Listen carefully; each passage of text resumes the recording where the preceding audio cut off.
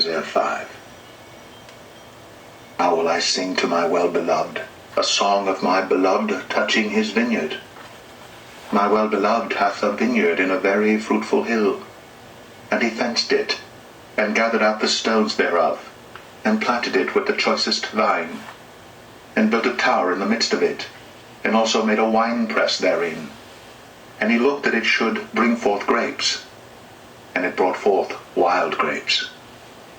Now, O inhabitants of Jerusalem and men of Judah, judge, I pray you, betwixt me and my vineyard. What could have been done more to my vineyard, that I have not done in it? Wherefore, when I looked that it should bring forth grapes, brought it forth wild grapes. Now go to, I will tell you what I will do to my vineyard. I will take away the hedge thereof, and it shall be eaten up, and break down the wall thereof, and it shall be trodden down. I will lay it waste. It shall not be pruned, nor digged, but there shall come up briars and thorns. I will also command the clouds that they rain no rain upon it. For the vineyard of the Lord of hosts is the house of Israel, and the men of Judah his pleasant plant. He looked for judgment, but behold oppression, for righteousness, but behold a cry. Woe unto them that join house to house, that lay field to field, till there be no place, that they may be placed alone in the midst of the earth. In mine ears, said the Lord of hosts, of a truth many houses shall be desolate, even great and fair, without inhabitant. Yea, 10 acres of vineyard shall yield 1 bath, and the seed of an homer shall yield an ephah. Woe unto them that rise up early in the morning, that they may follow strong drink, that continue until night, till wine inflame them, and the harp, and the viol, the tabret, and pipe, and wine are in their feasts. But they regard not the work of the Lord, neither consider the operation of his hands.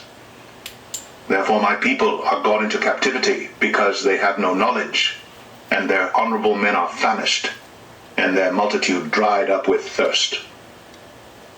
Therefore hell hath enlarged herself, and opened her mouth without measure, and their glory, and their multitude, and their pomp, and he that rejoiceth shall descend into it.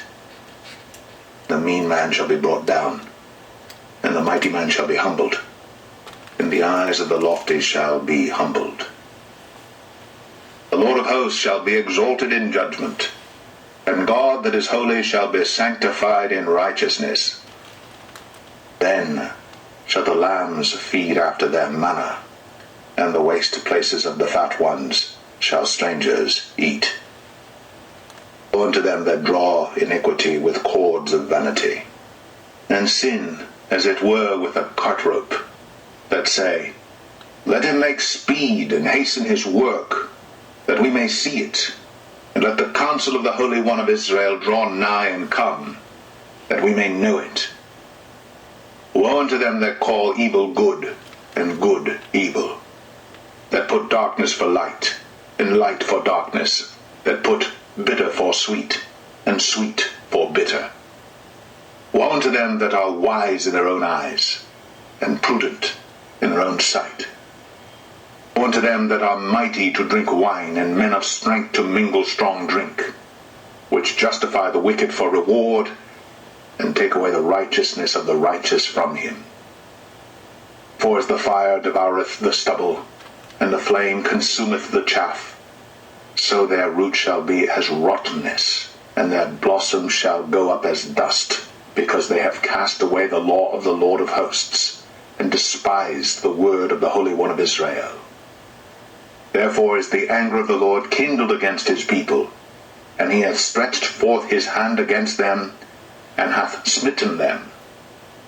The hills did tremble, and their carcasses were torn in the midst of the streets.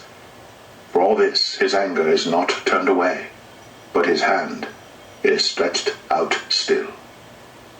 He will lift up an ensign to the nations from far, and will hiss unto them from the end of the earth. And behold, They shall come with speed swiftly. None shall be weary nor stumble among them, none shall slumber nor sleep. Neither shall the girdle of their loins be loosed, nor the latchet of their shoes be broken. Whose arrows are sharp, and all their bows bent. Their horses' hoofs shall be counted like flint, and their wheels like a whirlwind. The roaring shall be like a lion. They shall roar like young lions, yea, they shall roar, and lay hold of the prey, and shall carry it away safe, and none shall deliver it. And in that day they shall roar against them like the roaring of the sea, and if one look unto the land, behold, darkness and sorrow, and the light is darkened in the heavens thereof.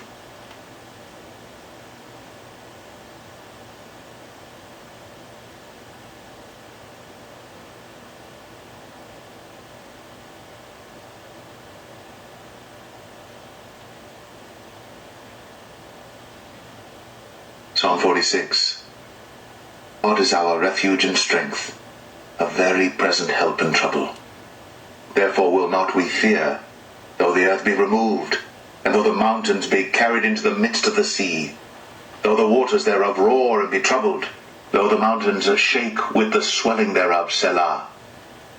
As a river, the streams whereof shall make glad the city of God, the holy place of the tabernacles of the Most High. God is in the midst of her.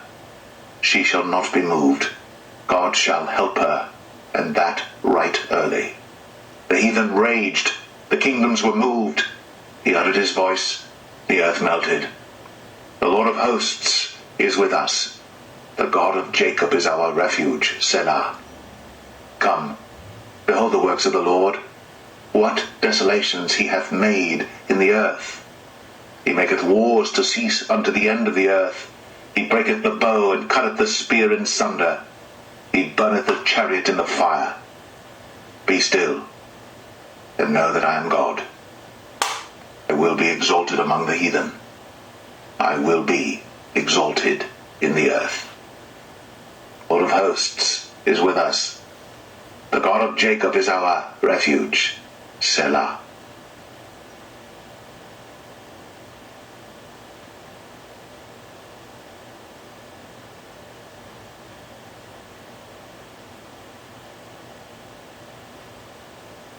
Psalm 105.